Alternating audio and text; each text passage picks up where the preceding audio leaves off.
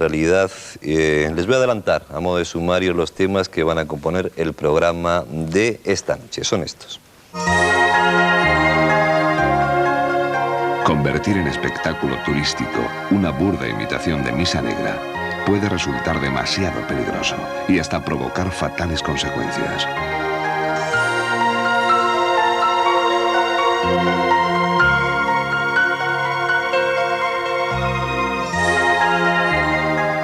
¿Puede alguien abandonar su propio cuerpo voluntariamente y viajar no solo por este mundo, sino más allá del tiempo y del espacio? Desde los 9 años, Bernard Roquet hace viajes astrales.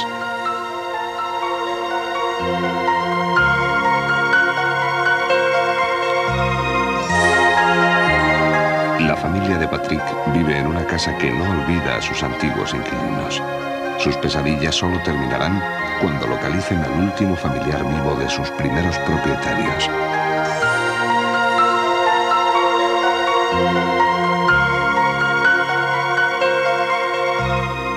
Y vamos a entrar con el primero de nuestros temas porque es un poco alucinante las cosas que se ven ahora. Hay una empresa, que no voy a decir el nombre, no sé cuántos S.A., especializada en la organización de cumpleaños, combaten de pressing catch, alquiler de mimos y payasos para fiestas infantiles privadas y que también entre sus servicios ofrecen celebraciones de misas negras a domicilio para sorprender a las amistades.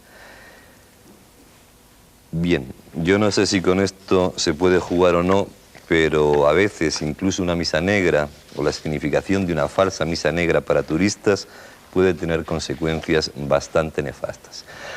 Vamos a ver la historia que ocurría en Benidorm y después hablaremos con nuestros invitados.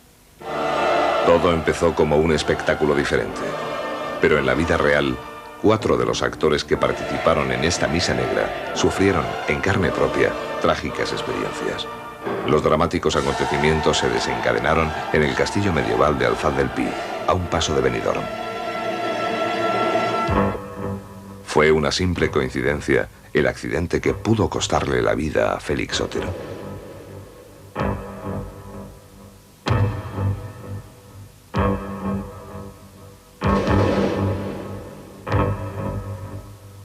¿Y Judith? ¿Por qué no quiso hablar de su gravísima enfermedad? ¿Otra coincidencia? ¿Qué amargo destino estaban provocando al interpretar su papel, desafiando a Satanás con esta misa negra? ¿Fue casualidad también que Pascual la arrollase con su coche a la amiga de quien acababa de despedirse?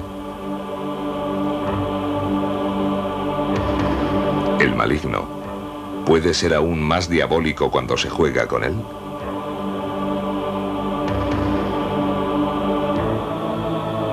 El actor Paco Llorca, que dirigía la misa negra, falleció repentinamente. Realmente, aquella herética farsa era solo un espectáculo. Fueron muchos los que aconsejaron a Félix, a Judith, a Pascual y a Paco que no despertasen el poder y la ira del que nunca duerme con aquella misa negra, porque podían pagarlo muy caro. Félix nos relata su amarga experiencia. Aquí comienza más o menos lo que es la odisea de los desencadenamientos que ocurrieron. Esta es la ruta. Comenzó un día así, más o menos a esta hora, un 8 de marzo. Y venía por esta zona y en esto que se me metió aquí un coche, tuve que girar y me fui contra el muro. Esta es la situación en que queda el coche una vez sufrido el accidente. La situación mía, evidentemente, yo venía conduciendo. Al estar aquí quiere decir que el primer impacto me trasladó el golpe hasta este lado. Luego, la situación para salir fue auténticamente monstruosa. No podía. Una vez abierta la puerta, bajé como pude, ya que la rotura que sufrí fue de cadera y de fémur. ¡Oh, Satanás, Belcebú, príncipe de las tinieblas, rey del mal! Aunque nos cueste admitirlo, ¿por qué no buscar para nuestros 4 protagonistas la misma respuesta? ¿Qué maldición puede esconderse tras una misa negra? Sí, hay algo de burla, hay algo de comedia, pero también hay mucha verdad. Que se han realizado pues alguna profanación de algún camposanto por la zona este del Mediterráneo, sí, pero a pequeña escala. Hay que denunciar también que hay un comercio con las sagradas formas en las misas católicas que los particulares suelen no tomarlas en la Santa Comunión y las suelen vender en el mercado negro a una cantidad que oscila entre unas 10 y unas 15.000 pesetas. Yo no sé ahora el mercado cómo estará. Las cruces son invertidas, en el interior del cáliz hay restos de una bebida pegajosa, lógicamente. La imagen del niño Jesús colocada boca abajo dentro de la pila de agua bendita, los cuadros con motivos religiosos acuchillados, el rostro de la Virgen destrozado. Cada noche se prolongaba hasta el amanecer. Las primeras luces eran testigo de lo que Félix, Judith, Paco y Pascual hacían en el escenario, invocando a Satán. ¿Es casualidad acaso que en la vida real los cuatro pagasen tan cara su osadía? Los cuatro, uno tras otro, en muy pocos días.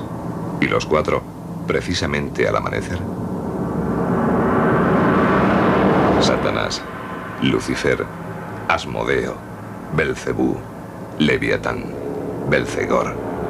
Con cualquiera de sus nombres, más vale no llamarle, ni mentarlo siquiera.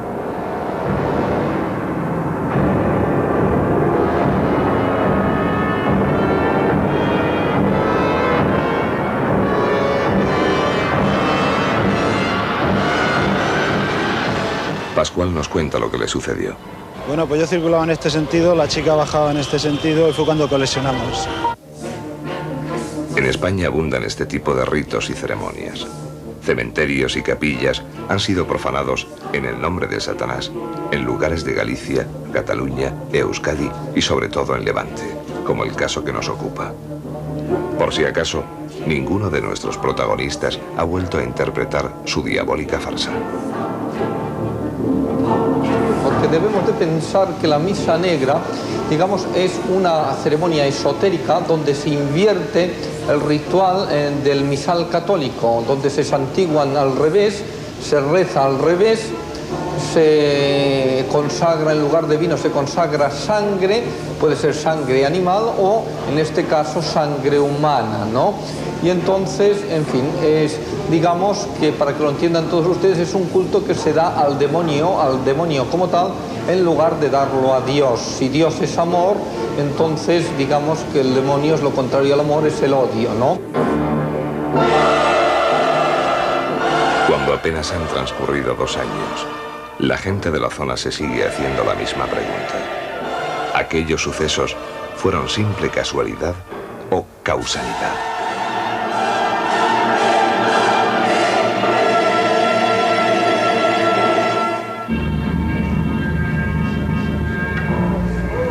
Traite visco non te le deum Satan. Evenimentum diebulum nos, ob Satan. Eversiventum Belcebú, et Satan.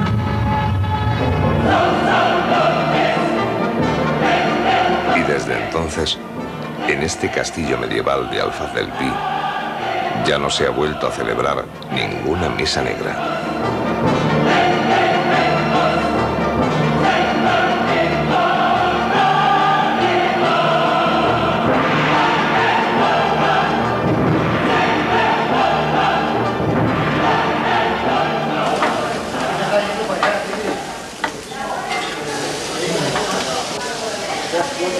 Pues no sé si la racha mala suerte que tuvimos fue por hacer lo de la misa negra, pero creo que el que juega con fuego se quema. ¿Quién puede saberlo? Quizá su mayor perversión sea hacernos creer que no existe. Bueno, pues esta es la historia de una evidentemente falsa misa negra, donde, bueno, hasta el latín era bastante macarrónico, me temo. Están con nosotros Gabriel Carrión, periodista, escritor sobre temas satánicos, que investigó y que conocía este tema de Benidorm. Está el secretario canciller del Obispado de Alicante, profesor en Teología Dogmática, que es Vicente Sáenz González. Y Enrique López Guerrero, que es sacerdote también, párroco en Mairena. Del Alcor. Y además aficionado en... Del Alcor. Aquí hay 2 Mairenas. Bien. del Alcor, en Sevilla, y experto en parapsicología, autor de un libro que, por cierto, está agotado, Mirando a la lejanía del universo. Con ellos vamos a hablar sobre todo este tema. Yo decía que hacían gestos así como diciendo no, esto no es. Aquí me imagino que hay para hablar de un montón de cosas, diferenciar lo que son ritos satánicos, lo que es la misa negra, el tema del maléfico, esa vuelta, no sé si vuelta a estar de moda o es que nunca dejó de estar de moda el diablo o el malo, la polémica sobre si el diablo es una persona, es un ente físico. En fin, hay bastantes temas, me imagino, que desarrollar, pero es peligroso y yo quería que, Carrión, solamente antes de la publicidad nos dijeras por qué, si es cierto o no, que entre la juventud, desde marcas de bebidas concretas hasta espectáculos concretos, están empezando a basarse en el tema de Satán, del maléfico, como lo quieras llamar. Yo ya en el primer libro que escribí sobre este tema ya mencionábamos, por ejemplo, la moda de las cervezas que empezaron a llegar a España, la cerveza Lucifer, la cerveza Satán. Y luego en el último que acabo de publicar ya sí que hago un recorrido amplio por todo lo que conlleva el tema de la música y cómo poco a poco se va incluyendo incluso en los propios anuncios. La realidad es que la figura del diablo vende, más quizá que la figura de Dios, del Dios clásico, y bueno, se está poniendo de moda a todos los niveles. Yo creo que un ejemplo claro es el que comentabas tú al leer al principio un anuncio. Y si se hiciera un repaso, algún día se puede hacer de la publicidad, veríamos que como ese, yo creo que tengo ahora mismo en los archivos cerca de 200 o 300 donde se utiliza la figura del diablo o la figura del demonio en cualquiera de sus acepciones para vender desde detergentes hasta botellas de agua mineral, pasando por perfumes, etcétera, etcétera. ¿Y esta especie de convivencia es buena o mala desde el punto de vista suyo? Me imagino que es mala, es peligrosa. Bueno, yo no diría... Todo este tema, tal y como aparece aquí, a mí en principio me parece que el reportaje les va a rendir muchos dividendos a esta empresa que tú anunciabas al comienzo. Esta no tiene nada que ver, pero programa. Por lo visto hay más de una, sí, que se dedica a esta historia. Le va a rendir muchos dividendos. Es decir, estos son unos fenómenos que están alejados de lo que realmente es el diablo y su influencia y su, diríamos, su estrategia. Lo cual no quiere decir que cuando pues las personas comienzan a divertirse solo con cosas tan morbosas, no estén un poco, además de tocaos del perol, de la cabeza, también haya algo, diríamos, de degradación moral, algo bastante profundo de degradación moral. Sí, es curioso, es curioso. Y ahí ya se toca que coincidan tantas cosas y que sean siempre las mismas las que coinciden, ¿no? Algún problema tiene que haber. Bueno, vamos a seguir con vamos a entrar en lo que sería ya el debate después de la vuelta de la publicidad, en un par de minutos. Personal forma parte del conjunto de verdades que, diríamos, forman el entramado de la doctrina de la Iglesia. No es un dogma de fe en el que haya que creer para salvarse, porque obviamente sería un contrasentido. Es, diríamos, forma parte, digamos, como del telón de fondo. Pero hay una especie de preocupación del actual Papa por reivindicar, o por lo menos preocupación entre comillas, quiere decir que ha tenido muchas ocasiones donde ha reivindicado la figura del demonio frente a ese escepticismo de cierta parte de la teología que... Bueno, que habla más de una idea, de la idea del mal, de la idea de la... Ahora, a ver, por ejemplo, para que ser exactos y rigurosos, en el nuevo catecismo creo que aproximadamente se dedican a... Sale, no directamente, sino está en, diríamos, como telón de fondo, aproximadamente entre 10 y 15 números de un tocho que si tú conoces, entonces sí, estadísticamente es poco sostenible eso. Pero si lo que sale es boing, ¿no? Es decir, la doctrina de la Iglesia es muy simple. Es decir, bueno. Satán es un ser personal que lo que intenta es apartarnos de Dios, que es nuestro Padre, y su estrategia es la mentira. Mediante la estrategia de la mentira intenta hacer que el hombre no se dirija a su Padre Dios, Bueno, vamos a quitar mis dudas personales, aparte de que me cuesta mucho creer en el demonio, la verdad, y vamos a hablar del tema de esa proliferación a la que yo me refería y que tú hacías, Carrión, también mención, de todo lo referente, porque habría que distinguir lo que son misas negras, los cultos satánicos, los círculos, que hay muy pocos, bueno, que se dedican a hacer cosas y que por lo visto lo dejan todo limpito, la profanación esa de tumbas, que dicen que está, yo no sé si proliferando o no, o es que se dan a la luz ahora en los medios de comunicación, pero algo está ocurriendo con este tema. Desde el punto de vista del investigador, del periodista, ¿qué crees tú que es lo que pasa? Bueno, la realidad es que estamos asistiendo en estos momentos a nivel internacional, no solo en España y no solo en la zona del Levante. Con la música de rock, claro, que referías antes, que se han escrito ya libros enteros. De una proliferación tremenda de todo tipo de actos, desde profanación de cementerio, pasando por el auge de rituales de magia, etcétera, etcétera, ¿no? Yo creo que habría que decirle al espectador, yo es al menos lo que digo siempre que hablo de estos temas, es que para hablar del diablo hay dos tipos de lenguaje, o al menos a mí me gusta dejarlo claro, quizá para que al espectador no le suene a cuento chino, a cuento de película de miedo, tal y como se puede explicar la figura del diablo desde un punto de vista religioso, ¿no? Es el lenguaje de la religión y luego el lenguaje social, el lenguaje que habla de sacrificios humanos, el lenguaje que habla de sectas, el lenguaje que habla de profanación de cementerio. Por poner un ejemplo, ahora mismo está surgiendo una secta satánica en la ciudad de Córdoba. Se llama Los Tres Seises, es una noticia súper fresca, ¿no? Casi en exclusiva. Han profanado ya un cementerio y han hecho un ritual en una vieja parroquia, ¿no? Hace apenas unos días también fue asesinada una muchacha en un ritual de magia negra en el Baix Penedès, en Cataluña. Es decir, que esas cosas están ocurriendo en España y también están ocurriendo en otras partes. La realidad es que desde el punto de vista del periodista tiene indudablemente un auge terrible de la cultura satánica, pero en todos los niveles, en la empresa, en la economía, en la política, en cualquier lugar donde te puedas encontrar. Por ponerte un ejemplo, yo tuve una entrevista hace apenas unos meses con el introductor de una de las sectas satánicas más peligrosas que hay en estos momentos en el mundo, que la entró a España este hombre, que es el Templo de Set, una escisión de la famosa iglesia de Satán de LaVey en los Estados Unidos. Y este hombre, para que os hagáis una idea del personaje, es catedrático de Sociología, es licenciado en Derecho y en Económicas y es un alto cargo del Ministerio de Información y Turismo de este país. Y ese hombre me confesaba a mí que él entró... De comercio y turismo, no me confundas que ya tenemos gobierno, no de información y turismo. Él era, cuando entró, era de formación y turismo, ¿no? Entonces este hombre me comentaba que cuando entró a la iglesia, él entró fundamentalmente para conseguir dos objetivos. Uno que comentábamos, poder, sobre todo poder, y el otro sexo, mucho sexo. Enrique, ¿y esto tiene algo que ver con la parapsicología?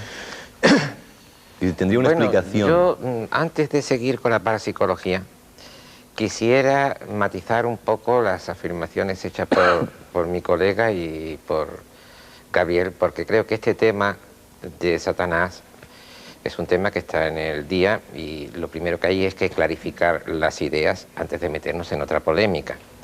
Entonces, yo tengo que clarificar las ideas desde el punto de vista del magisterio de la Iglesia para que todas las personas que pertenecen a la Iglesia sepan de qué va el asunto. Así, por ejemplo, mire, dice Pablo VI, una de las mayores necesidades de la Iglesia, le llama esto. No vemos cuánto mal hay en el mundo, se presenta el problema del mal, y entonces dice, hallamos el pecado, la perversión, etcétera. Y después, ocasión y efecto de una intervención en nosotros y en nuestro mundo, de un agente oscuro y enemigo, el demonio. Lo pone detrás de toda esa problemática del mal, no es tan secundaria. Enemigo número uno de la fe y de la Iglesia, no es secundario. ¿No? El mundo de demonio y carne, si eso ya es antiguo como la... Pero, quiero decir, el problema es que un agnóstico podrá estar o no de acuerdo con esto, creérselo o no. El problema es que para ser un satanista o acercarse, habría que tener fe, porque si no, no tendría sentido. Por eso he querido clarificar esta idea. Yo creo que es justo lo contrario. A ver, ¿cómo se explica esa contradicción? Yo tengo si fe. Yo no creo en Dios, no puedo creer en el diablo. Yo tengo fe. Entonces, como yo explicaba antes, es decir, hay que aceptar que existe Satán para tener la fe católica. Pero no es la verdad de Satán, no es una verdad que me salva. A mí la verdad que me salva es Cristo que ha muerto por mí.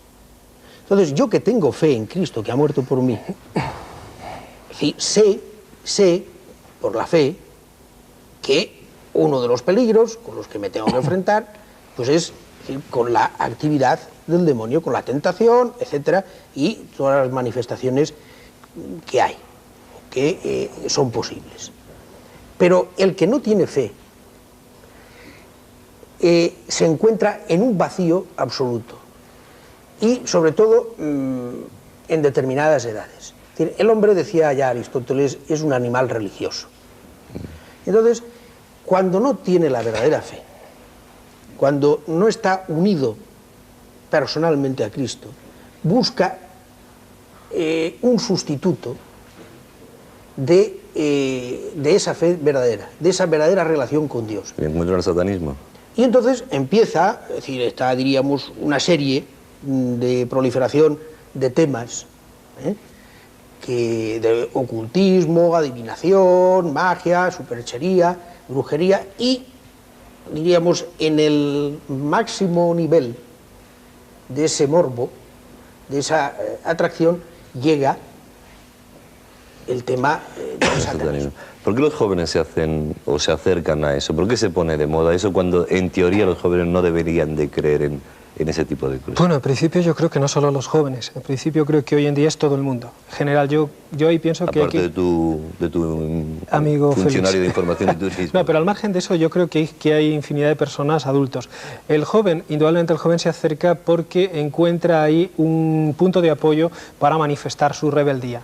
Pero esto no tiene nada que ver con la figura del diablo, tiene fundamentalmente que ver con un sistema social. Entonces yo creo que habría que matizar en principio varias cosas, ¿no? Porque no todo el satanismo igual, no todo el satanismo es estrictamente negativo. Hay gente que utiliza una parte más filosófica, que es el luciferismo, para intentar iniciarse dentro de determinados rituales. Por lo tanto, yo creo que había que diferenciar estrictamente el satanismo, que de alguna manera, y hablo desde un punto de vista periodístico, bueno, nos marca la Iglesia, y luego está ese otro satanismo en el cual no es necesario creer en una entidad llamada Satán, sino que tú lo que haces es entrar en una organización que va a velar por ti y por los intereses. Hoy las grandes y modernas corrientes satánicas son masonerías encubiertas. Son multinacionales. Claro, gente que va poco a poco poniendo a sus peones en lugares estratégicos para obtener cada vez mayor poder. Y se producen los sacrificios, los total, rituales, sí, estos que estamos acostumbrados no. en películas incluso. Sí, sí, total y absoluto, eso es cierto, ocurre. eso es cierto. Porque dices que sí. ¿Tú crees Digo que realmente... sí, porque le imagino enterado de los últimos acontecimientos espantosos en Suecia, donde cerca de Estocolmo, ¿no? Pues se cree que están enterrados unos 52 niños que han desaparecido con estas prácticas horrorosas. Han podido huir 4 niños pequeñitos, entre los 10 y los 5 añitos, han contado cosas horribles. Han contado cómo aparte de esos niños muertos había otros que eran engendrados expertamente por sus madres para abortar y luego matarlos comiendo sus órganos. La madre que se negaba era muerta, era asesinada.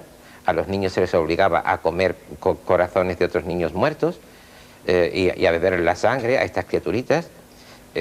Han dibujado cosas espantosas. Es para no hablar, es algo que revuelve... Que se llegue a esa degradación, lo estamos comentando antes. Ahora mismo en Levante revuelve el estómago. Dicen que están ocurriendo, no sé por qué se ha escogido la zona de Levante, yo creo que ocurre más o menos en todos ellos, pero parece que en Levante se dan con cierta frecuencia. Hasta el obispado han llegado casos concretos de profanaciones de templos, de iglesias, de... Bueno...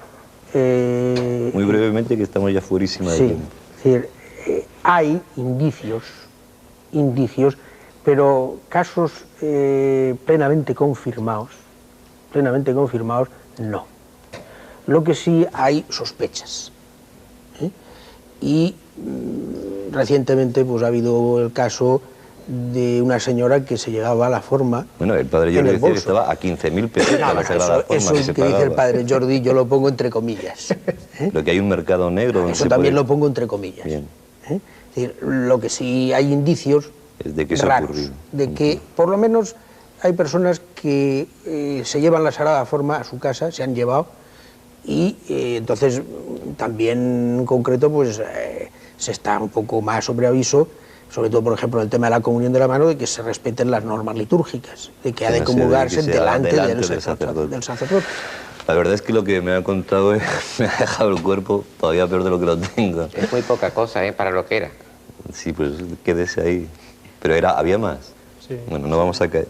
Porque dices que siempre... Lo que es un caso, el caso de Estocolmo es un caso realmente es sorprendente. No, pero y además en países súper civilizados, ¿no? Súper desarrollados. Quizá eso también tenga su matiz. Hay que tener en cuenta un detalle. Por ejemplo, estábamos hablando off the record fuera de la antena de Holanda. Holanda tiene una permisividad también total y absoluta, y hay que decir que la primera iglesia satánica legalizada en Europa precisamente se establece en un pueblecillo cerca de Ámsterdam. Entonces, bueno, eso indudablemente nos da mucho que decir. Y el hecho, y con esto termino, de que el Levante se haya visto en un momento determinado invadido de estas supuestas prácticas es precisamente porque en un momento determinado, a finales de los 70, nos vimos invadidos por un turismo de esos países que se trajeron sus rituales. Y hay un sacerdote que acabo que se llamaba Rafael, muerto, en el cual, pues, en una televisión por cable, que no es competencia, le hicimos una entrevista ya por el año 87 donde él reconocía que en su ritual de iniciación en San Francisco se había sacrificado un niño, y nos contaba cómo en algunos pueblos, mencionando los nombres, se hacían rituales y había altares dedicados al diablo, Altea, Benidorm, etcétera. Entonces, lo único que te quiero decir es que después de salir esa entrevista, al cabo de un año, este hombre murió en extrañas circunstancias. Nos vamos a ir de viajes astrales. Muchas gracias a los tres por estar con nosotros. Vamos a hablar de viajes astrales, vamos a recordarles, si es que encuentro, porque estoy un poco preocupado, el apartado de correos al que se pueden dirigir es el 4700, código postal de Madrid 28083, para contarnos sus historias. Y el teléfono, 24 horas a su servicio, el 91 de prefijo, 586-9997, 586-9997. Seguimos preparando ese programa que vamos a hacer con todos ustedes, con todos los que nos han llamado y que se dedican a hacer experimentos. Bueno, pues un poco por libre, un poco como empezó aquí nuestro invitado, porque cayó en sus manos un libro y luego se dedicó a investigar cosas. Y les esperamos para el viaje astral a la vuelta de la publicidad. Hasta dentro de un momento. Seguimos aquí con temas ahora menos duros que el de las misas negras y sobre todo ese sacrificio de niños que por lo visto se hace aquí en España, aquí y ahora, en este 1993. Y vamos con los viajes astrales porque es una cosa en teoría bonita, pero que cuando ya va uno por el programa 9 de estos límites de la realidad no sabe cuándo está bien y cuándo está mal, porque me han dicho que la relajación llevada a sus últimas consecuencias, que hay viajes astrales de los que no se regresa, es decir, que terminan en la muerte. No es el caso de nuestro protagonista, que a los 9 años se fue de su cuerpo por primera vez y luego pues seguía haciendo viajes voluntaria e involuntariamente. Vamos a ver primero la historia y después hablamos sobre ello.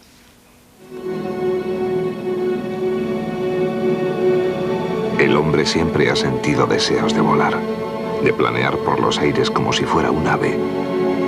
Para algunos, el caso de Ícaro sería una realidad. Desde siempre, hombres y mujeres de culturas muy diferentes afirman que es posible salir del cuerpo físico y desplazarse en el espacio. Este extraño periplo es el viaje astral.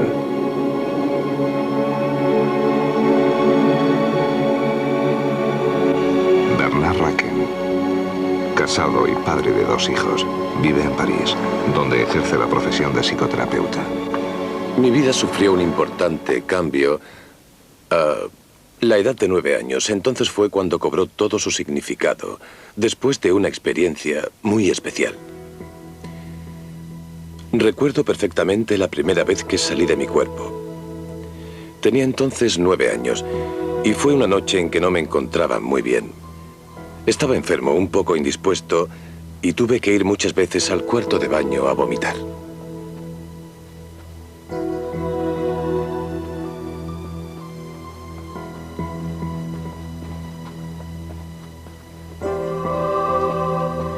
De repente, yo me vi en el pasillo. Vi a un muchacho que caminaba, que se me parecía muchísimo y con el mismo pijama que yo. Y que estaba delante de mí y que avanzaba unos pasos. Era él quien caminaba y yo quien le miraba.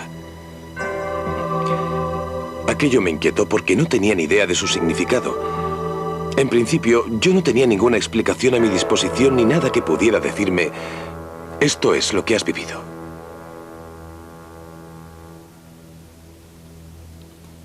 En lo que respecta a la autenticidad del fenómeno, hay una cosa que es cierta.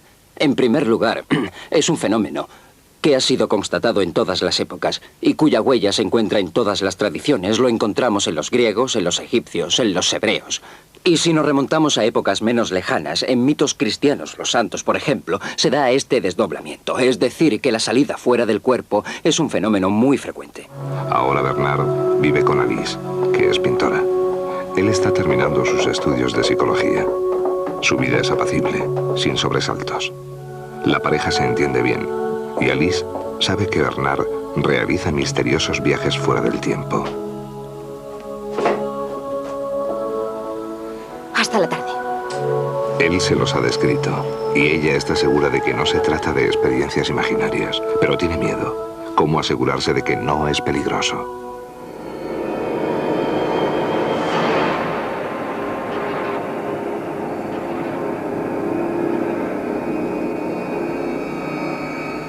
Bernard solo explora otros universos cuando está solo.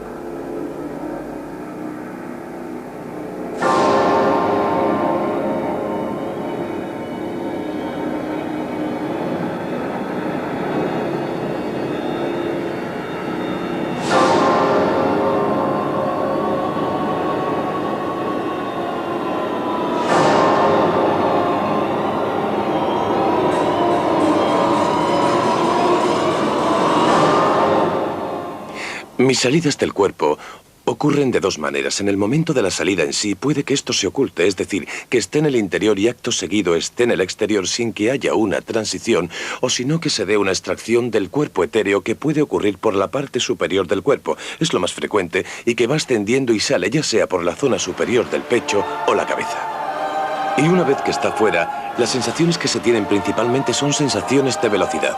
Un desplazamiento muy fuerte y muy rápido.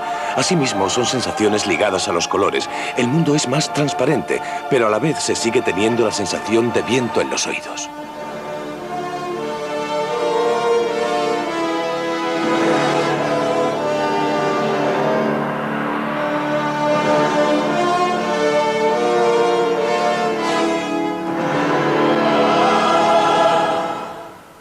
Una experiencia de las llamadas salidas del cuerpo no es una extravagancia.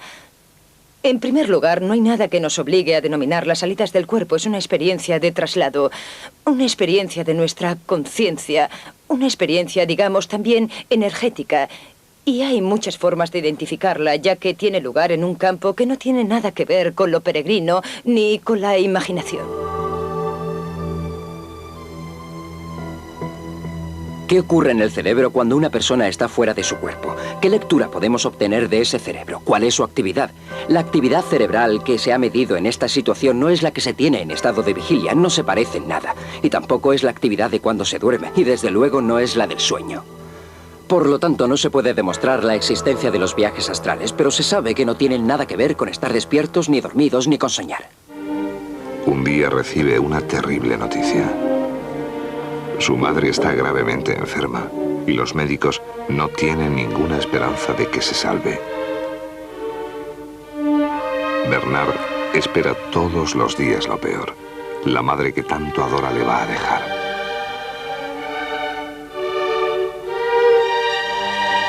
Destrozado por el dolor, no puede soportar aquella constante angustia.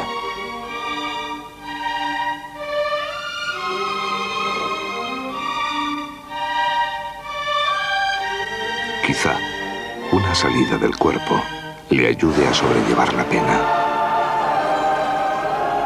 Sin embargo, este viaje será diferente a los anteriores, pues le llevará a un universo de espanto y dolor. ¿Ha viajado realmente Bernard Raquin al bajo astral? Es decir, al infierno, como él cree. ¿O ha sido su dolor el causante de las terribles visiones?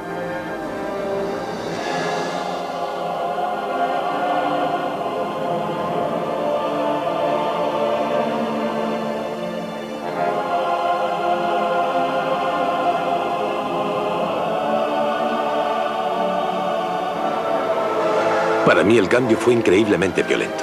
Primero una emoción muy fuerte y a continuación la salida de mi cuerpo. y ella salió también y nos encontramos los dos de pie como dos formas blancas, luminosas. Nos abrazamos y nos pusimos a bailar. Fue algo realmente inaudito. Era la danza del alma. Yo estaba en un cuerpo físico que sollozaba y que sufría, y a la vez en una alegría extraordinaria, los dos extremos a la vez, en el mismo instante. La experiencia de Bernard Roquin no es única. Desde hace siglos, miles de personas en todo el mundo están convencidas de que llegan a salir de sus cuerpos para explorar otros universos. ¿Son peligrosos estos viajes, como piensan algunos científicos? ¿Existe realmente ese mundo mental? ¿O no es más que la proyección de nuestra imaginación?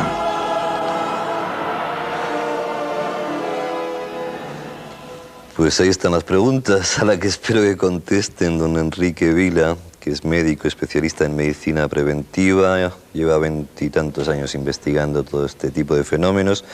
José María Poveda, que estuvo ya con nosotros, psiquiatra, profesor de la universidad. Estos son nuestros invitados y con ellos hablaremos de estos viajes astrales a la vuelta de la publicidad. Estamos con ustedes en unos momentos. ¿Qué es un viaje astral, doctor? Un viaje astral es la salida, el desdoblamiento de algo del cuerpo físico, llamémosle alma, cuerpo astral, mente, lo que sea, el nombre de menos, va a un sitio, se desplaza, vuelve y trae una información. Eso sería una pequeña definición. ¿Y esa afirmación del final de que miles de personas están viviendo viajes astrales es creíble? Nosotros lo hemos estudiado y lo hemos intentado demostrar hasta donde se puede. Personas que saben hacerlo mediante técnicas especiales, después de mucho tiempo, salen, han ido a sitios determinados, han vuelto, han dicho lo que estaba pasando, lo que estaba sucediendo en ese momento, todo aquello, después lo hemos visto, se ha visto que era verdad. Y también antes hemos hecho un estudio psiquiátrico muy a fondo para poder descartar una patología, y los psiquiatras que hemos trabajado allí en Sevilla, el equipo que tenemos, nos han dicho estas personas son normales y no hay patología. Esto puede ser verdad, porque aquí siempre hay que andar con los pies muy despacio. Con los pies muy despacio. Poveda, desde el punto de vista tuyo, ¿qué es un viaje astral? Bien, primero, yo no creo que haya miles de personas haciendo viajes astrales, porque entonces la gente vería mucho menos la televisión, estaría por ahí utilizando Viajando. este sistema. Entonces, el viaje fastidio, que no vean menos la televisión, que estamos perdidos. El viaje, en este sentido, hace referencia a contarnos qué es lo que pasa en las personas en un momento muy específico. Curiosamente, ese momento recuerda mucho el del momento de entrada en el sueño. Al entrar en el sueño, cerramos los ojos y luego tenemos sueños visuales, pero también pasa otra cosa cuando estamos durmiendo, y es que desconectamos los inputs o las entradas de sensaciones kinésicas, corporales, las de pisar, las de sentirse. Y muchas personas en el momento de dormirse sienten ese momento en que se pierde peso y uno parece despertarse. O sea, efectivamente, desde el punto de vista biológico, hay un sustrato para que haya sensaciones que tienen que ver con el viaje. Pero también se dice que las brujas viajaban. ¿Qué era eso de los viajes de las brujas? Las brujas se untaban anestésicos con belladona, estramonio y diversas cosas, las untaban en el palo de la escoba, se lo pasaban entre las piernas y, claro, tenían unas sensaciones de viajes y de todo lo que hiciera falta. Entonces, yo lo que quería decir es que, más que hacer una filosofía del viaje astral, hay evidencia de que hay cambios biológicos que soportan la idea de estar viajando, pero que tener razón es distinto del sentimiento de tener razón. Y pensar que uno viaja es distinto de estar viajando. Entonces, ¿tú no crees que se puedan hacer consciente voluntariamente? Dice, voy a viajar. Depende de lo que uno quiera decir en viajar. Yo no creo que uno se convierta en el soñado de sí mismo y que salga afuera y que se haga fotos. Sí que puede sentir esa sensación. Por ejemplo, entre los tibetanos, el uso deliberado de meditaciones para viajes es algo documentado desde hace muchísimos tiempos. El que uno viéndose a sí mismo desde fuera, por ejemplo, uno está enfadadísimo y se imagina que está en la luna mirándose aquí todo lo enfadado que está con un telescopio, pues ha conseguido distancia frente a su enfado y sin duda será terapéutico. Entonces yo pienso que, ojo con las palabras, también lo ha señalado nuestro compañero, pero desde luego afirmar de que ahí pues uno se va y ya está y vuelve o luego se queda colgado, eso ya me parece más difícil de demostrar, porque los cambios corporales que se registran cuando uno dice que está viajando, se registran también en los perros. En la documentación no solamente es este chico, que, hombre, y a mí, en principio, el caso que hemos visto, a los 9 años desea morirse, tiene un complejo de Edipo importante. Yo no sé si ya de entrada es un tipo normal, digamos. Supongo que todo el mundo no hemos querido morirnos a los 9 años por un disgusto horroroso, y todos tenemos complejo de Edipo, porque si no seríamos unos impresentables. Yo, un tío que no tenga complejo de Edipo, que no quiera a su madre, me parece un impresentable. Pero teníamos aquí cantidad de documentos, desde Shirley MacLaine hasta Hemingway, por Allan Poe, bueno, grandes escritores que han hablado de estos temas y que han asegurado que ellos han hecho estos viajes. El problema es, se abandona el propio cuerpo, ¿qué es lo que sale de ese cuerpo y qué es lo que se vuelve? Eso es lo que no se sabe.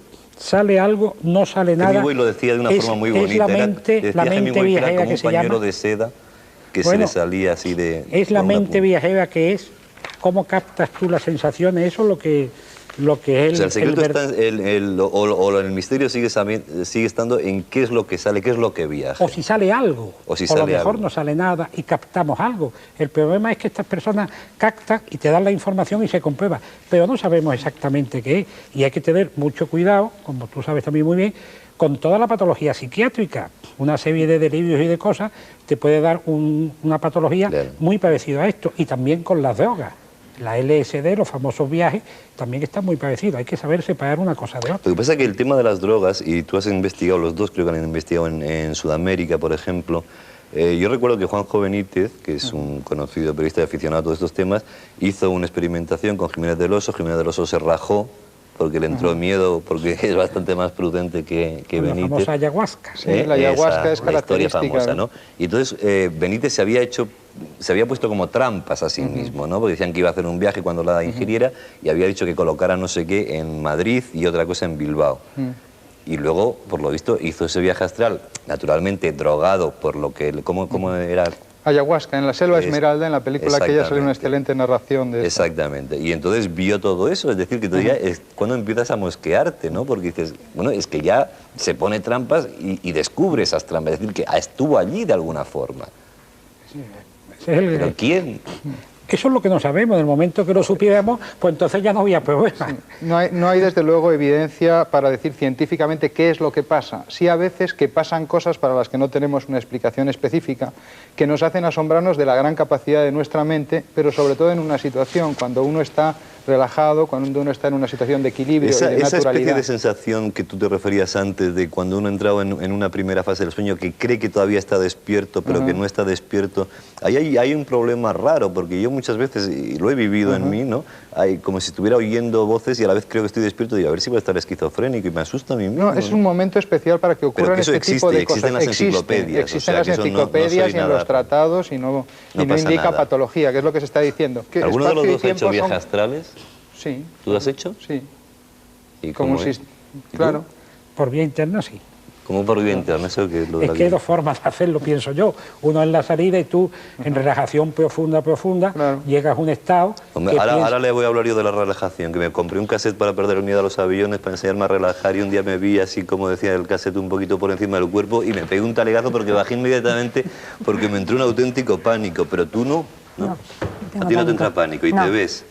Me veo fuera. De hecho, ¿tú te tumbas en la cama o te tumbas en un sitio? Yo me tumbo en la cama, eso? me relajo, sí, sí. Yo lo hago diariamente. ¿Diariamente viajas? Diariamente. Eres un kilométrico ya. Sí. ¿Y a dónde vas?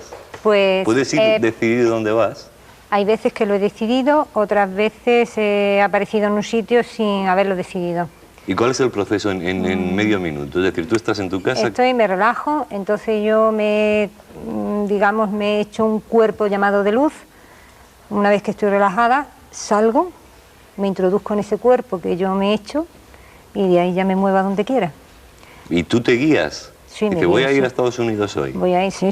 He ido a países que no conocía, he viajado al pasado.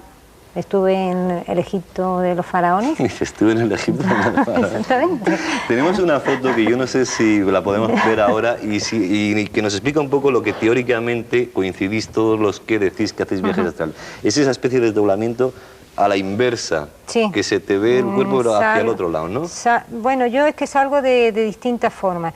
Yo he salido por la cabeza, como han explicado antes, he salido... ¿Qué es eso de salir por la cabeza? Salir rápidamente por la cabeza. Hacia afuera. Pero la primera vez que te pasó eso, ¿no te dio un pánico horroroso? No. O sea, ¿no te volviste a bajar como yo? No. ¿Y seguiste? Seguí, fui a donde quise. He salido poniendo mi cuerpo encima de mi cuerpo astral, encima de mi cuerpo físico, y he llegado a salir lateralmente también. Y una serie de cosas que luego han pasado. Si te dejamos un poco tranquila y todo esto, ¿harías un viaje astral? Pues si me desconectara y me tumbara en un sitio que estuviera cómoda, sí. Salgo enseguida. Aquí no hacemos esas cosas. ¿No? Pero ya te avisaremos algún día. De acuerdo. Pero esto es un chollo, lo del viaje astral, entonces, por lo menos sí, en lo que teoría. pasa es que no se usa la imaginación, no se usa la fantasía en nuestra sociedad. ¿Por qué se dice que es peligroso? Porque hay muchas teorías Siempre se ha dicho de lo que no se puede sabe. no tener retorno. ¿Tú no tienes miedo de un día iniciar un viaje astral y no volver a tu propio cuerpo? Bueno, yo hice una vez uno que estaba tan a gusto y tan bien que no quería volver. Lo que pasa es que se vuelve. Nunca se queda uno allí. ¿Y el Apocalipsis, por ejemplo, no se podía haber escrito en un viaje astral? ¿En un viaje hacia el futuro donde...? Fácilmente. Son ejercicios de imaginación, pero es que nuestra sociedad ha trabajado... tan claramente esa especie de fenómenos, como decía... Nuestra sociedad ha trabajado la lógica y no ha trabajado la fantasía visual. Gracias probablemente a la televisión, la sociedad está cambiando y está pasando del libro escrito, de la lógica racional, a un mundo más visionario. Y el mundo de los místicos sería también... Es mucho más visionario, todo claro eso, que ¿no? sí. El viaje astral. Claro que sí. El mundo de la mística cristiana y no cristiana, evidentemente. Muy parecido a esto son las experiencias cercanas a la muerte. La experiencia cercana a la muerte, más o menos, es una proyección astral, claro. Y la muerte puede ser una proyección astral sin retorno. Puede entenderse. Esa ya es más chunga. Esa ni con ruido se vuelve a hacer. Bueno, pues a ver si yo insisto en que no pienso hacerme un viaje astral y cada vez que me vea un poco a 10 centímetros de mí, me tiro. Y me bajo y me quedo aquí, que ya cogeremos un avión o lo que sea. Muchas gracias por estar con nosotros. Vamos a adelantarles lo que va a tratar nuestro próximo tema, esa casa que nunca olvida, y de paso ya que pasen nuestros próximos invitados.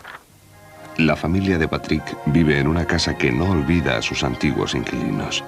Sus pesadillas solo terminarán cuando localicen al último familiar vivo de sus primeros propietarios. Les presento ya a nuestros invitados para este próximo segmento. Montserrat de la Mata es psicóloga interesada desde el punto de vista clínico en los fenómenos paranormales, que es un tema que siempre se debate si es la persona o no. Está Fina Villena, vidente, medium y espiritista. ¿Es todo un poco lo mismo o cada cosa...? Es un poco todo lo mismo, creo yo, aunque hay pequeñas diferencias. Con matices, luego hablaremos de los matices. Y Alberto Abraham, que es cabalista y, bueno, por tanto, experto en mística judía. Hablamos de la cábala un día y dije que es bonita hasta la palabra cábala, que significa tradición o conocimiento. No, significa recibir. Recibir. Y a partir de ahí... La palabra viene del hebreo lekabel, que quiere decir recibir. Bien, vamos a ver la historia primero y luego se explicarán por qué están estos tres invitados aquí con nosotros. Y será después de la publicidad, en un par de minutos.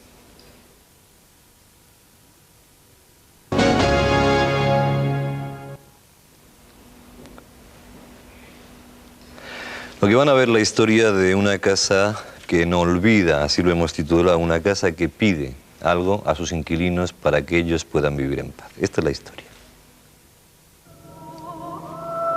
Desde hace más de 5.000 años, y en todo el mundo, existen testigos que afirman haber visto fantasmas. Almas que no han podido encontrar su descanso y que vagarían por los lugares que habitaron en vida y retornarían para perturbar nuestras noches.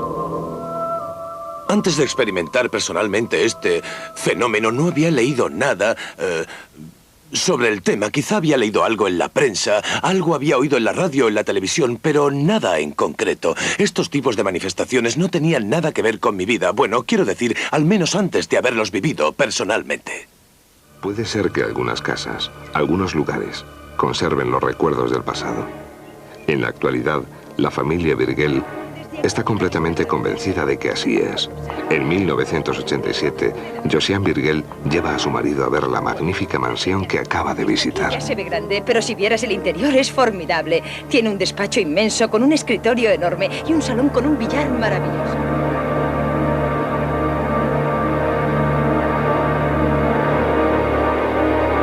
Mi esposa ya había visto la casa y fue un flechazo, pero cuando yo quise verla, el propietario estaba de viaje. La descubrí desde las murallas del castillo de Montbazan.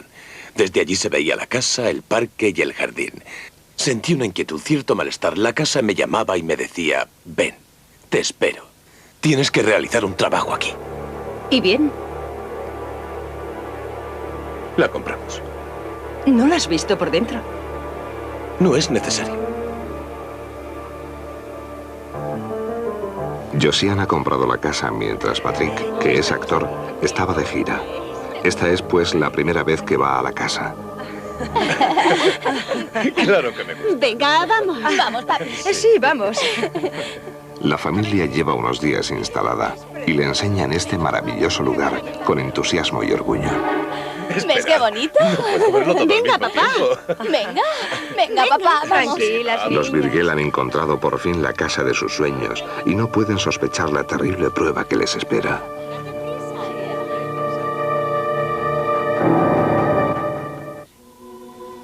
¿Qué secretos ocultan las paredes de esta casa? Una noche, Rebeca, la segunda hija de los Virgel, se despierta. La causa, unas voces que parecen llamarla, que parecen querer despertarla. Y de repente, una fuerza invisible se apodera de ella, como si quisiera tomar posesión de su cuerpo. La adolescente no había sentido nunca tal violencia. No es una pesadilla. Rebeca lucha con todas sus fuerzas. ¡Papá! ¡Hay alguien en mi cuarto! ¿Qué dices? De verdad, papá, hay alguien en mi cuarto. Tuve la sensación de que era alguien que quería entrar en mí y coger mi cuerpo carnal. Y en ese momento yo moría con todo lo que es inteligencia y alma en mí. Luché como una loca. Me puse a rezar y le dije que no iba a conseguirlo. Era la primera vez que me ocurría cosa semejante.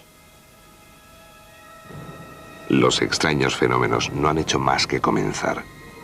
La madre de Patrick ha venido a pasar unos días a casa de su hijo. Todas las mañanas se despierta con una sensación que no acierta a explicar. Alguien la observa.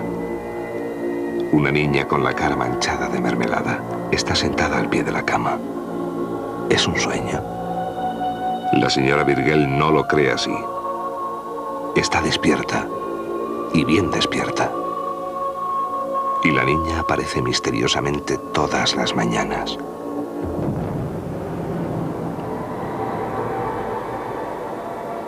Desde que vive aquí, a Patrick le gusta levantarse pronto y aprovechar la casa, mientras todos los demás aún duermen.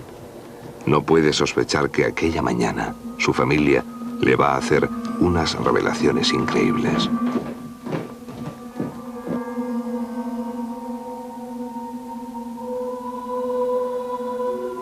A Josiane también le arranca de su sueño una extraña aparición que la inquieta profundamente.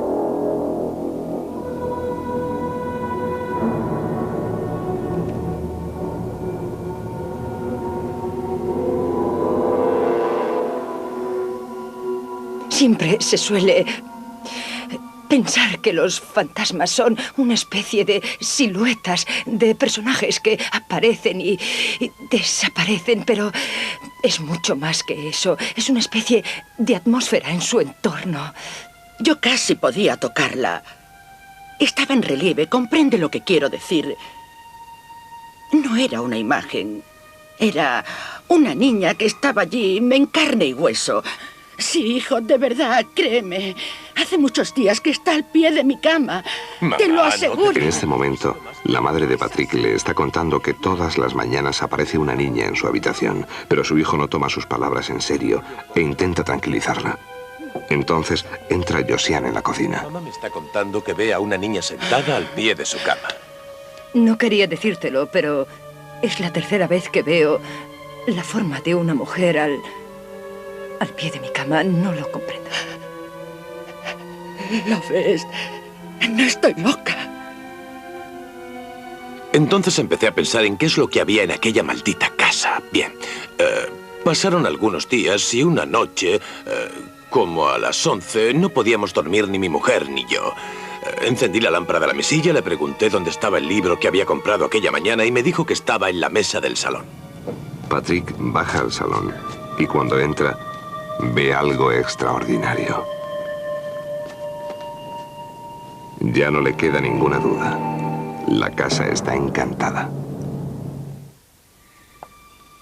Empecé a hablar del tema con los vecinos, con las personas mayores que vivían en aquella zona. Una familia llegó aquí hace muchísimo tiempo y poco después desapareció y nunca más volvimos a verlos. Es algo totalmente inexplicable. Hablando con una de las vecinas, se entera de que en aquella casa había ocurrido un drama terrible. En 1942, durante la ocupación nazi, los alemanes requisaron la casa para convertirla en comandancia.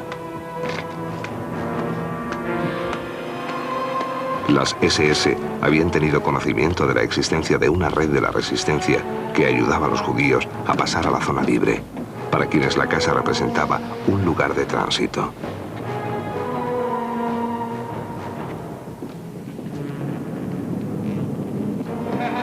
Una noche, los alemanes saquearon la casa porque querían nombres. Tenían que averiguar quién había ayudado a tantas familias marcadas con la estrella de David a escapar hacia la libertad. Y aquella noche, una familia judía no pudo ser avisada a tiempo.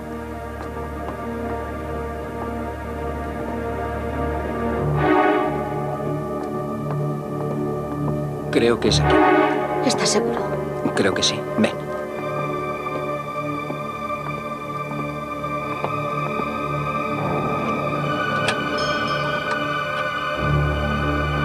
¿Qué tal estás ahora, Sara?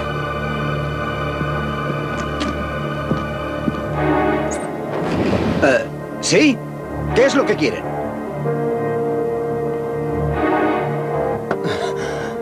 Está cometiendo un error callándose, señor Rosensky.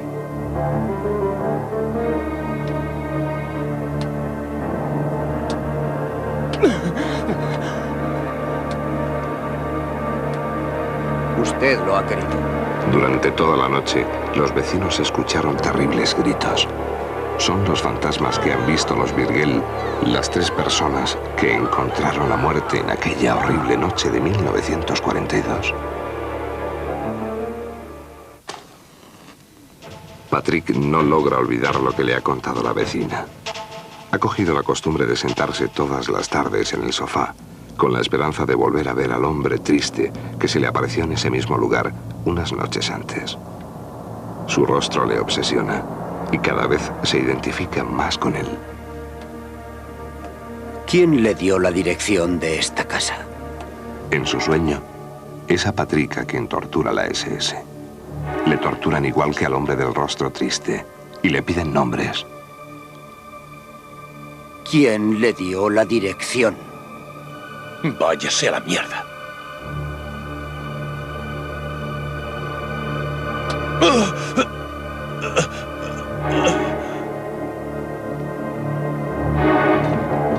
Inmediatamente después, lo empujan por unas escaleras hacia el sótano.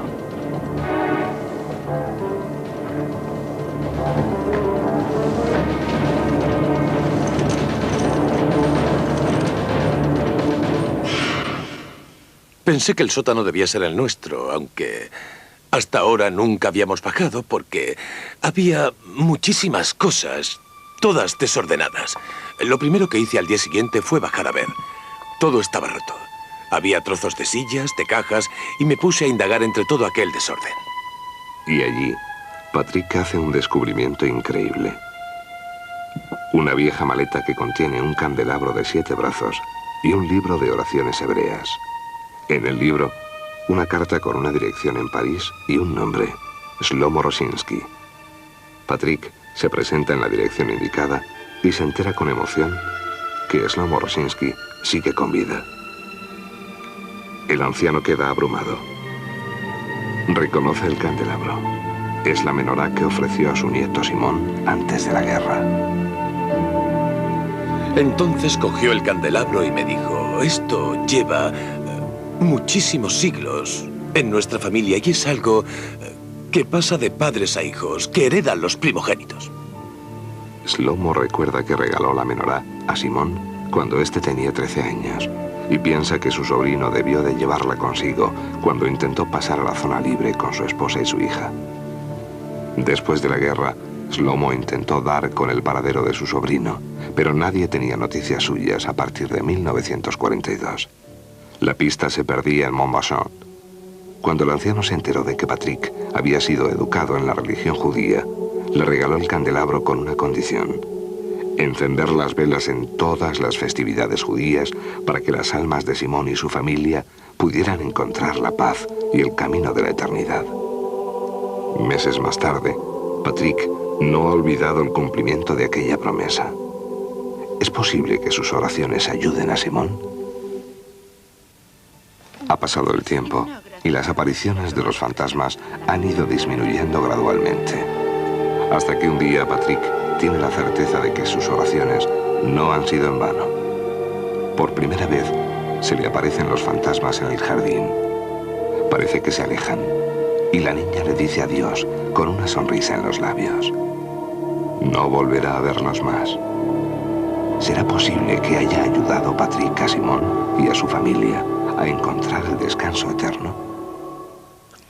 Bueno, pues esta es una historia de fantasmas o de apariciones que tiene un final tierno y feliz, un final bonito. Yo no sé si, Alberto Abraham, ¿cómo contempláis desde la ortodoxia hebrea el tema este de las apariciones? ¿Cómo has visto tú toda esta historia? Yo la he entendido. ¿La has entendido? Ahora, el problema es cómo se explica. Claro, ese siempre es el problema. Bueno, la sabiduría que nos viene sobre estos temas nos viene directamente del profeta Moisés, que lo recibió directamente de Dios. Y de ahí, en el momento de la entrega de los 10 mandamientos, no solo recibió los 10 mandamientos, sino recibió la sabiduría de cómo funcionan los mundos superiores. Y entonces, para poder explicarlo, vamos a utilizar un lenguaje que espero que aceptemos ambos. Hablamos de dos mundos: un mundo inteligible, que es el que nosotros vivimos todos los días, que es el palpable, y hay otro mundo que es el mundo sensible, que no corresponde a la materia física y que está interpenetrado del mundo inteligible. Es decir, el mundo inteligible es físico, el mundo sensible es no físico. Y nosotros tenemos una percepción del mundo físico gracias a 7 orificios que tenemos en la cabeza. Y la cabeza está hecha una sola pieza, igual que la menorá está hecha una sola pieza. La menorá es el candelabro, como hemos visto en el breve vídeo.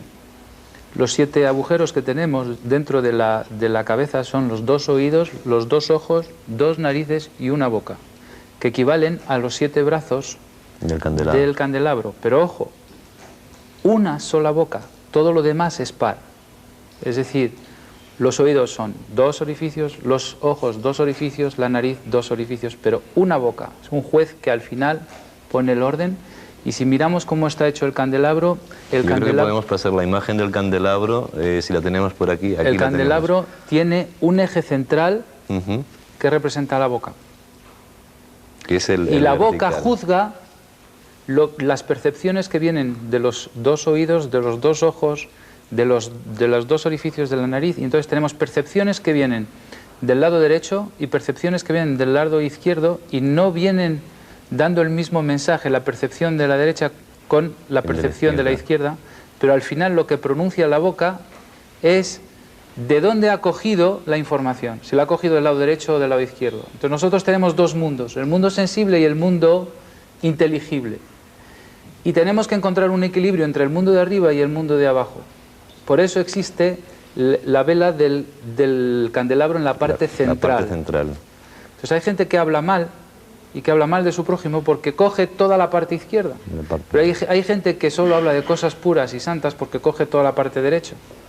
Hay gente que solo habla del mundo espiritual porque solo escucha de este lado, y hay gente que solo habla del mundo material porque solo escucha de este lado. Pero si vemos cómo está construida el candelabro, está construido con un perfecto equilibrio. No hay un brazo más largo que otro. Entonces, lo que quieren hacer dentro de este ritual encendiendo el candelabro es volver a poner cada mundo en su sitio.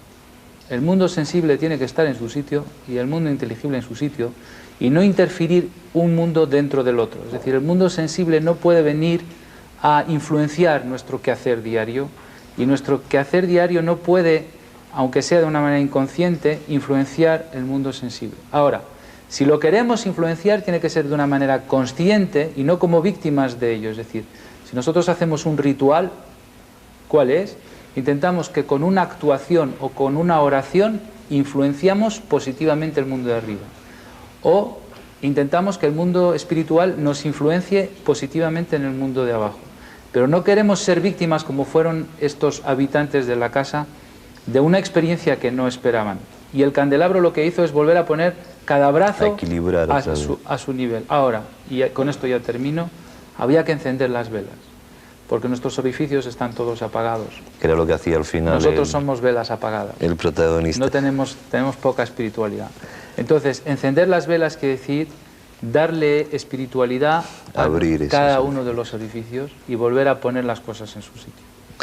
Y después de esta metafórica y preciosa enseñanza, desde el punto de vista psicológico, ¿cuál sería la explicación? ¿O cuál sería lo que tú has visto en esta historia? Bueno, yo creo que hay distintos, temas dentro de la historia. Por un lado, el hecho de que los fantasmas, por así llamarlos, siempre se presentan en unos momentos, primero con un adolescente, que es un momento del desarrollo de cualquier persona, en el que hay una sensibilidad especial, siempre en momentos de tránsito entre el sueño y la vigilia, en momentos de duermevela, con lo cual puede entenderse que de alguna forma hay una situación de alteración de conciencia.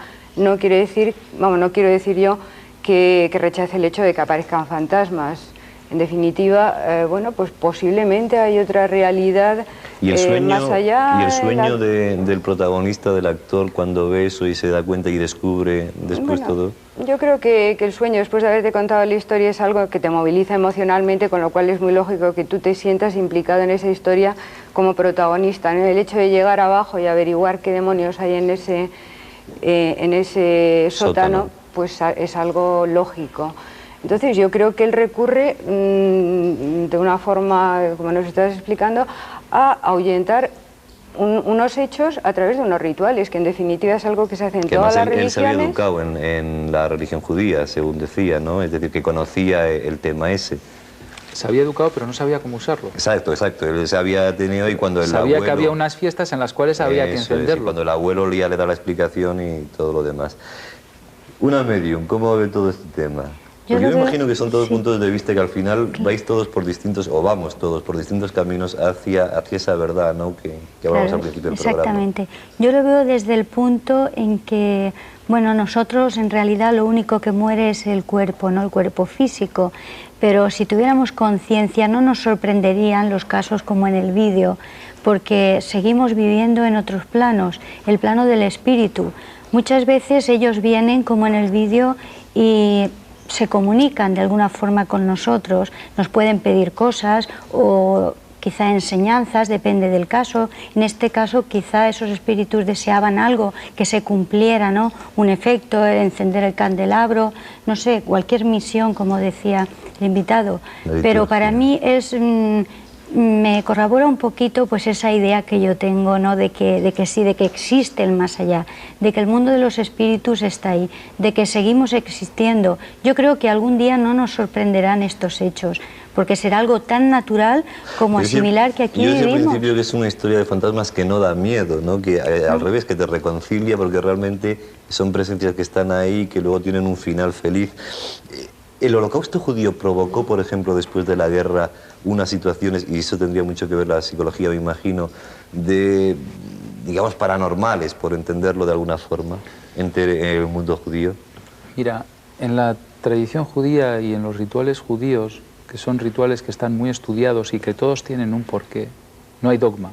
En la Kabbalah no hay dogma, todo está explicado y todo tiene su porqué. Otra cosa es que algún maestro quiera dártelo. Pero piensa que cuando muere un judío, a la hora de enterrarle, se le hacen una serie de rituales y de oraciones para que su alma cruce directamente este mundo físico y ya termine, no tenga por qué quedarse entre dos aguas. Y en el holocausto muchos murieron sin esos rituales, es decir, quedaron sin esa ayuda que los vivos hacen a los muertos, que son oraciones, que son rituales de los muertos y que les ayuda muchísimo, porque el poder de la oración es grande.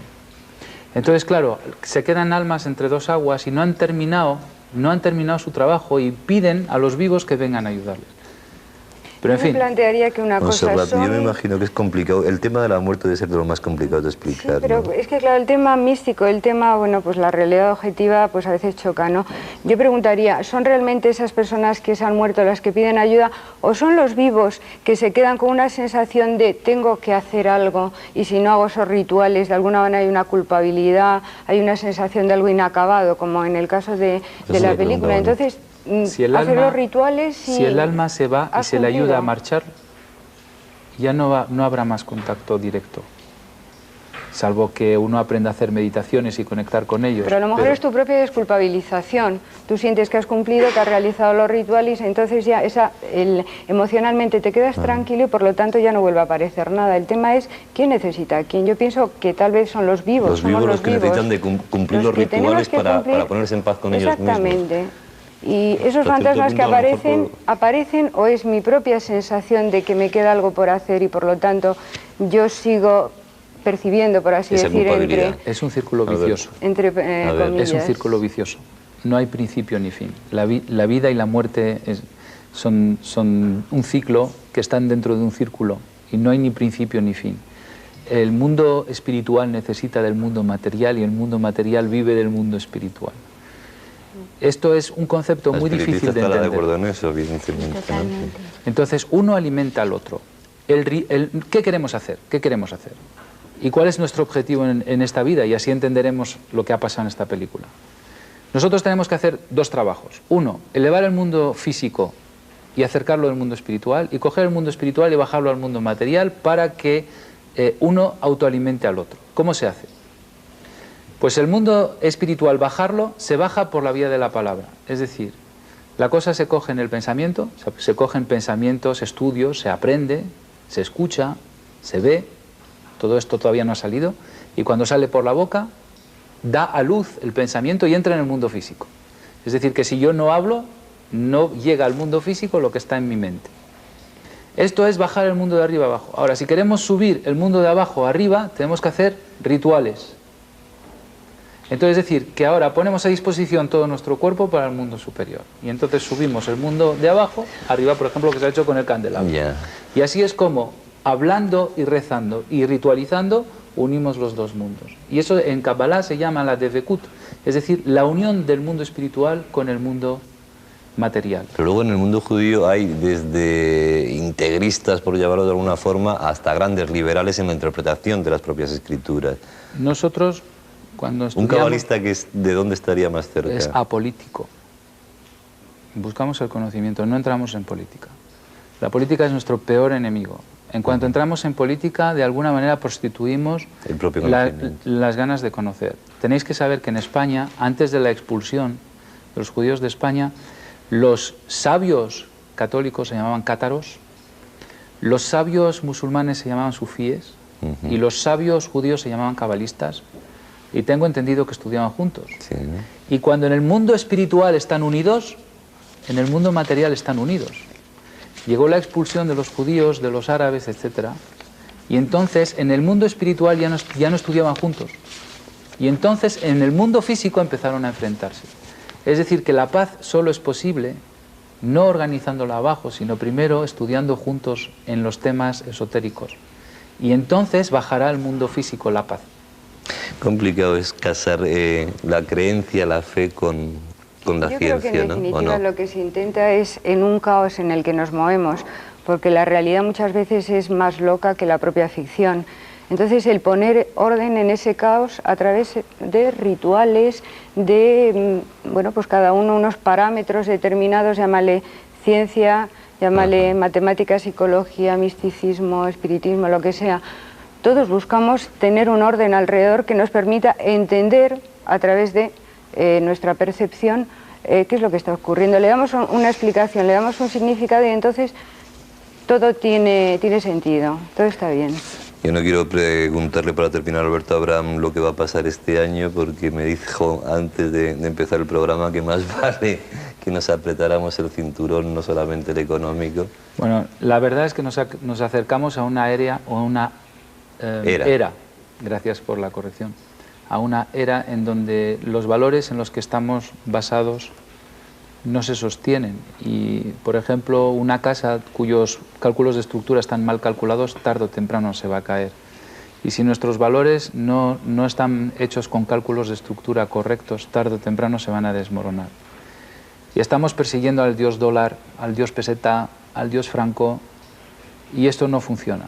No funciona, eso se va a desmoronar y por eso hay esas crisis económicas tan grandes. Y entonces cuando el hombre va a empezar a levantar los ojos, ya empieza, ya se nota, no hay más que escuchar la televisión. Pero este año ya se ve las premisas de graves crisis económicas en el mundo. Ya la peseta deja de ser Dios para ser un diosecito chiquitín porque la pobre está... Entonces tenemos que dejar ciertas idolatrías y empezar a mirar hacia arriba. Muchas gracias por estar con nosotros esta noche. Les adelanto los temas de la próxima semana. Aquí pasamos de una cosa a la otra.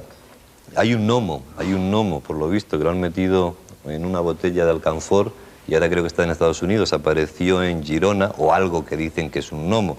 Vaya usted a saber, de eso les hablaremos, de si existen o no los gnomos.